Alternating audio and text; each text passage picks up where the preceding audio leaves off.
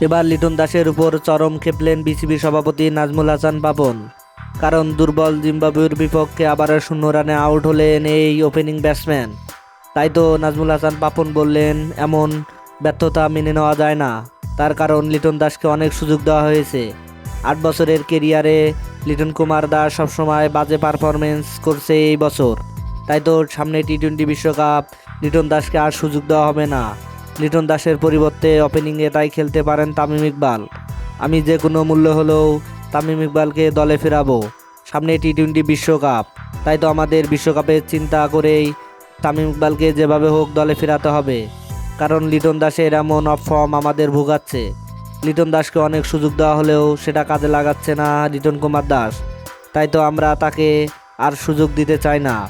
আমরা আবারও তামিম ইকবালকে দলে ফেরাতে প্রস্তুত। কারণ তামিম ইকবাল একজন বাংলাদেশের ড্যাশিং ওপেনার। তার যে সকল শট রয়েছে তাতে কাবুকাত হয় যে কোনো দল। তাই তো আমরা লিটন কুমার দাসকে হটিয়ে তামিম ইকবালকে দলে ফেরানোর জন্য প্রস্তুতি নিচ্ছি।